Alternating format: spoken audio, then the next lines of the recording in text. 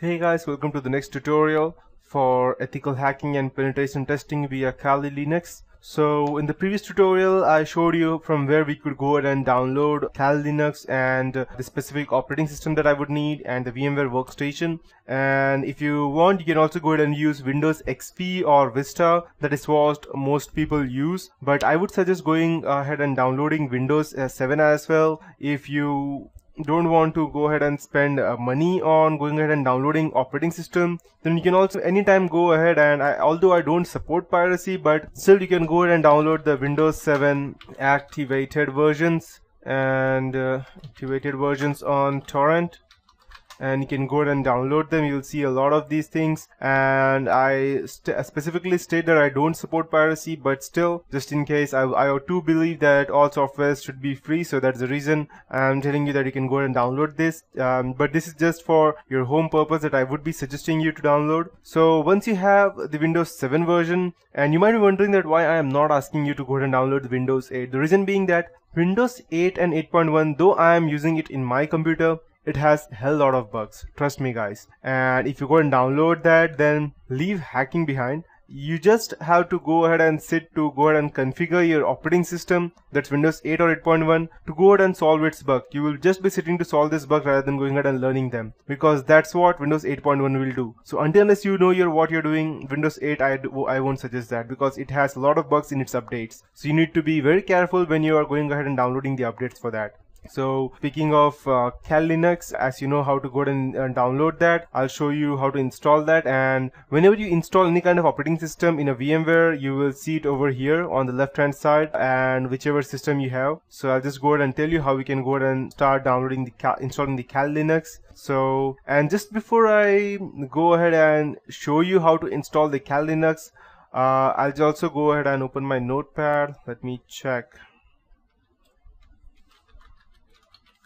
Okay, so there are a few different ways as to how we can go ahead and install the Kali Linux. The first and the most important way would be, I'll just go ahead and note it down, would be through VMware. And the second would be on a physical operating system, which would be the same, it would almost be the same as VMware. And the third one would be, it would just be a bit different, the physical operating system. And third way to install would be dual booting with Windows. The fourth way would be to go ahead and this is one of the toughest way, because I know that a lot of people would be using Macintosh or a Mac rather than a normal laptop. The reason being that it's far more faster and softer to use to that operating system, but still there would be some people who would want to dual boot it on a Kali Linux. I know that people who are using MacBook will not go ahead and replace Macintosh OS X, but still there are ways how you can go ahead and dual boot that. So I'll also go ahead and teach you that in this tutorial, and this would be for the OS X version. And the last and the final one would be, I'll just go ahead and mark it is important. I'll just go ahead and let me check if I could increase the font. Okay, perfect.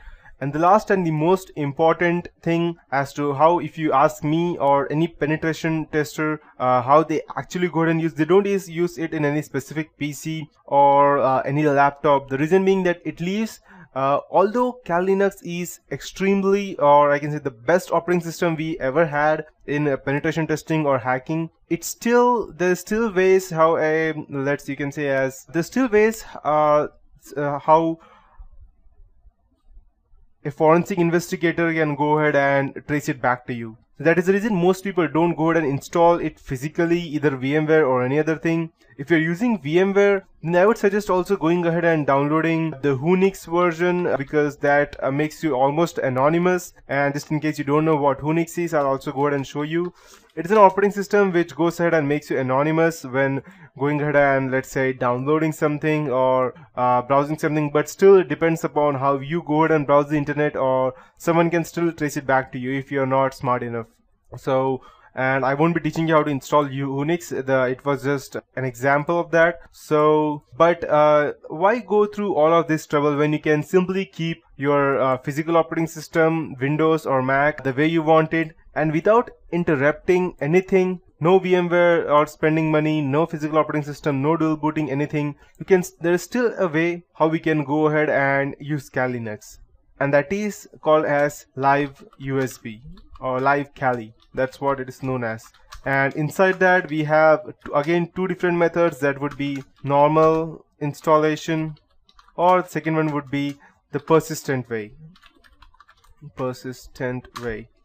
And I would suggest going through the persistent way. The reason being that I won't tell it to you right now, but when I would be going ahead and teaching it to you, I will show you. And so coming back to the VMware, I'll just go ahead and show you how we can go ahead and install that. You just need to go ahead and click on the create new virtual machine, and we will be using the custom because we need to know exactly what we are doing. Next, it's a VMware Workstation 9. Perfect. So these are the limitations for this VMware Workstation 9. 64 GB memory, 8 processor limit, and 10 network adapter limit, and 2 TB hard disk size.